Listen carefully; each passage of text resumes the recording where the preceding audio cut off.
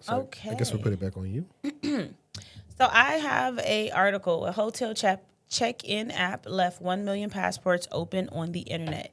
A Japanese hotel tech startup called Reqrea makes a check-in system called Tabiq, used across multiple hotels in Japan.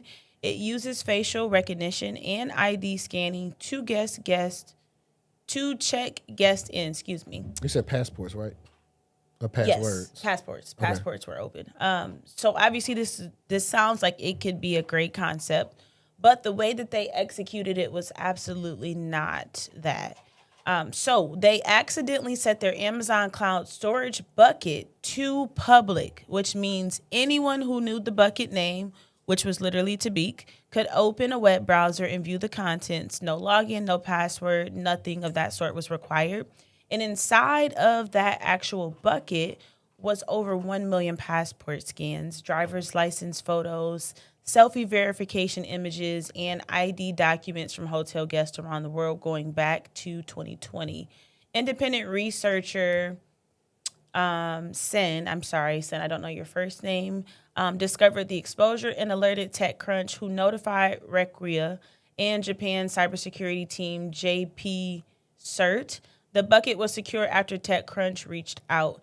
The data was also indexed by Gray Hat Warfare, a searchable database that crawls publicly accessible cloud storage, meaning it wasn't just visible, it was also searchable.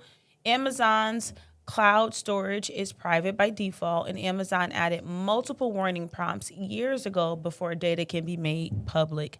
The kind of misconfiguration that was experienced in this situation is obviously more hard to do accidentally because they put those tripwires in place to kind of help you present it. But obviously, here we are.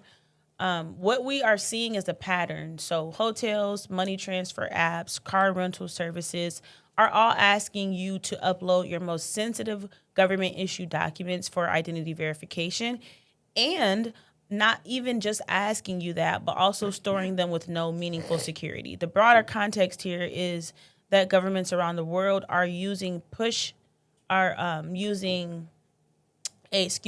verification and know your customer laws that require people to upload passports and IDs to a lot of these third-party systems. But we don't really have a standard to secure these systems in place, is basically kind of how it goes. So the Tabiq exposure is exactly what cybersecurity experts are sounding alarms about. You can't mandate that people hand over these, sensitive documents without at the same time mandating that companies have to do A, B, C, D to actually protect them.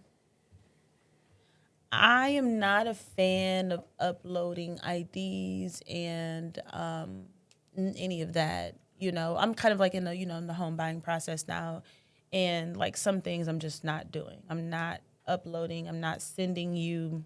If you have a portal or something, cool, but via email, I'm not sending over any of my information like that. Absolutely not.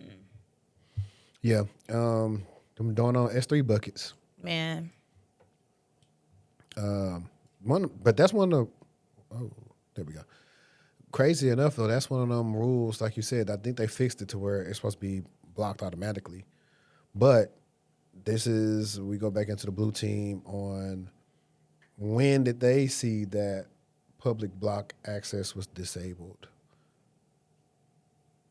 Yeah. And typically, most of the time you see that if a new account or something's being stood up, and if you go back into the logs, you'll see that public block access has been enabled and you're good to go. If you don't see that after it's been set up after like a couple of hours, then you should be like, hey, y'all still got this bucket, open with you.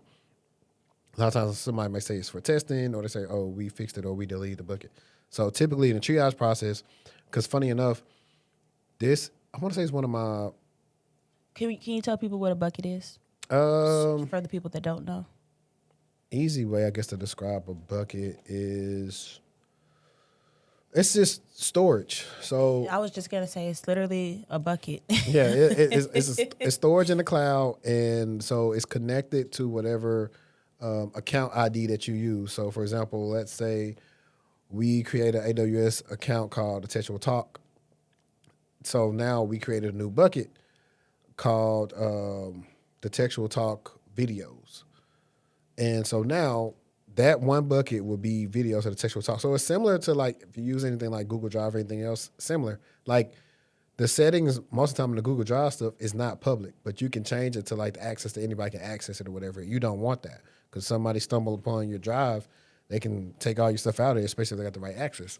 And what the article was saying was that there were Amazon had put in place a lot of notifications to basically help someone understand that you're about to make this data public. So it wasn't like they just hit a button and they didn't know. Like it was like, are you sure? Is you sure? Well, is some you of sure these that you people- sure? One of those type of situations. So some of the stuff I do know, like if they weren't in the console and they did this all through CLI, it could have just already did it and they weren't paying attention when they set the bucket up. But that's why you got to have defensive depth with your monitoring. That part. You gotta What have- what is defense in depth?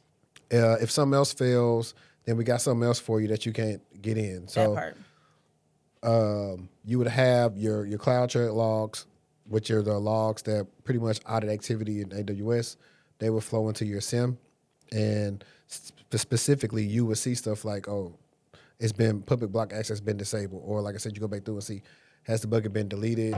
All these different things. So what happened with these things? And then an even better tool that a lot of companies are using now, and you're gonna hear me say my favorite tool, Wiz. Wiz will also give you a guard duty alert about that. Guard duty is pretty much a combination of different CloudTrail events, and they let you know that, hey, something is an ongoing problem, please look into it. And so if they don't got none of that going on, that's the reason why like this happened, and everybody should get in trouble because it's negligence, because you have these different, if you operate a business, you're gonna have to be compliant for certain frameworks, and certain stuff can't fly.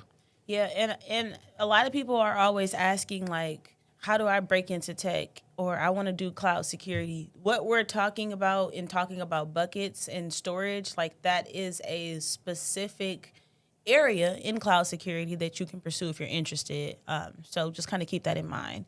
Cloud security is it's an umbrella term, and you got all these things that fall under, and storage buckets are one of those things that you could solely focus on, and that be your only specialty. I wish they could. I think they won't. I think they won't let them do it. Who? 'Cause I think like I said, I think all the tools are getting so advanced that they're checking for stuff like that. So in another situation like this, you can have a break gas account where you will be tough because you don't want to delete the bucket. Actually, somebody had a good scenario on this. Let me see if I can find on LinkedIn. He had a great scenario about this, and I thought it was pretty cool.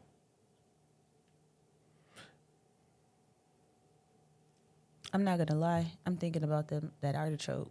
I know. I can't wait. Do you do a lot with buckets?